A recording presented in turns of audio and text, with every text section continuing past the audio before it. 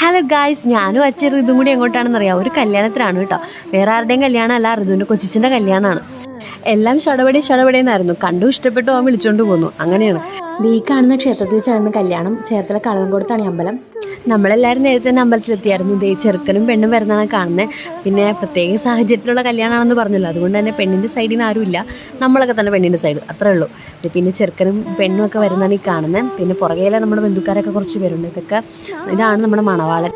സത്യം പറഞ്ഞാൽ നല്ല ടെൻഷനുണ്ട് കേട്ടോ. കൂളായിട്ടൊക്കെ നടന്നെങ്കിലും അവനും എല്ലാവർക്കും അത്യാവശ്യം നല്ല ടെൻഷൻ ഉണ്ടായിരുന്നു. പിന്നെ ഇതാണ് നമ്മുടെ മൂത്ത കൊച്ചിച്ചൻ. ഇവനെ പിന്തള്ളിക്കൊണ്ടിട്ടാണ് നമ്മുടെ രണ്ടാമത്തെ കൊച്ചിച്ചനായി ഇപ്പോൾ ഇവൻ കല്യാണം കഴിക്കാൻ പോകുന്നത്. പിന്നെ ഋതു അമ്പലത്തിൽ ചെന്നതും അവിടെ ഇവിടെയൊക്കെ തേരാപ്പാര നടക്കുമായിരുന്നു. നമുക്കങ്ങനെ ആരെങ്കിലും വേണമെന്നൊന്നുമില്ല. എവിടെ പോയാലും ആ പരിസരമൊക്കെ വീക്ഷിച്ചിങ്ങനെ നടന്നോളും.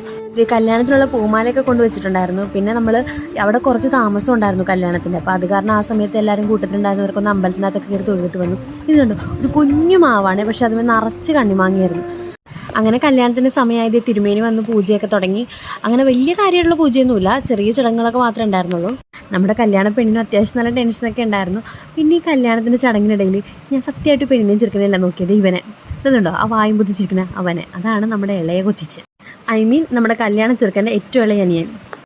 അങ്ങനെ കല്യാണമൊക്കെ കഴിഞ്ഞു, മാലയിടലും താലികെട്ടൊക്കെ നടന്നുകൊണ്ടിരിക്കുകയാണ്. വളരെ സിമ്പിളായിട്ടുള്ളൊരു കല്യാണം ആയതുകൊണ്ട് തന്നെ ചടങ്ങുകളും അതുപോലെ തന്നെ സിമ്പിളായിരുന്നു.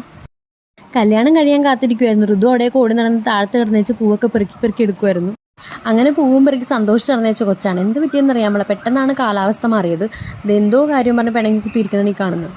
എന്താണ് കാര്യമെന്ന് ഞാൻ എത്ര ചോദിച്ചിട്ടും പറഞ്ഞില്ല, വെറുതെ മുഖം തിരിച്ചിരിക്കുമായിരുന്നു. പക്ഷെ ഞങ്ങൾക്ക് ഇതൊക്കെ സ്ഥിരമുള്ള പരിപാടിയാണ്. കാരണം ഇന്ന് നിപ്പിലാണ് ഞങ്ങൾ അന്യനിൽ നിന്നും അമ്പിയിലോട്ടൊക്കെ മാറുന്നത്. അങ്ങനെ ക്യാരക്ടർ ചേഞ്ചസ് ഒക്കെ ഞങ്ങൾക്ക് പെട്ടെന്ന് വരും.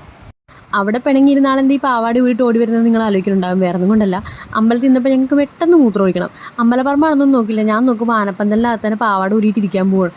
അവിടെ നിന്ന് ഓടി ഓട്ടാണ് ഈ കാണുന്നത്. അച്ഛനും ഞാനും പുറകെ ഓടി. അങ്ങനെ ആ പരിപാടിയൊക്കെ കഴിഞ്ഞ് നമ്മൾ തിരിച്ചു വരുമ്പോഴത്തേക്ക് ഇവിടെ കല്യാണം ഒഫീഷ്യലി ഉള്ള കാര്യങ്ങളൊക്കെ ചെയ്തുകൊണ്ടിരിക്കുമായിരുന്നു. രജിസ്റ്ററും സാക്ഷി ഒപ്പിടലൊക്കെ നടന്നുകൊണ്ടിരിക്കുകയാണ്, കണ്ടുകൊണ്ടിരിക്കണം. അപ്പോഴത്തേക്ക് കല്യാണത്തിൻ്റെ തിരക്കൊക്കെ കഴിഞ്ഞ് കൊച്ചിച്ചൻ ഓടി വന്ന് വെറുതെ ഋതുവിനെ ഇങ്ങനെ ദേഷ്യം പിടിപ്പിച്ചുകൊണ്ടിരിക്കുകയാണ്. മിക്കവാറും അവളുടെ കയ്യിൽ നിന്ന് കിട്ടും, അല്ല ഒരെണ്ണം കിട്ടണം, അവൻ്റെ സ്വഭാവത്തിന് ഒരെണ്ണം കിട്ടണം. പക്ഷെ എന്ത് പറ്റിയെന്ന് അറിയാമ്പോൾ അമ്പലപ്പറമ്പായതുകൊണ്ടാൻ പറ്റുകയാണെന്ന് തോന്നുന്നു. ക്ഷമിച്ച് വിട്ടു, ഒന്നും ചെയ്തൊന്നുമില്ല. അങ്ങനെ എല്ലാ പരിപാടിയൊക്കെ കഴിഞ്ഞത് ചെറിയ രീതിയിലുള്ള ഫോട്ടോഷൂട്ടും പരിപാടിയൊക്കെയാണ്. അങ്ങനെ ഫോട്ടോസൊക്കെ എടുത്ത് നമ്മൾ പോകാൻ പോവുകയാണ് ഇനി.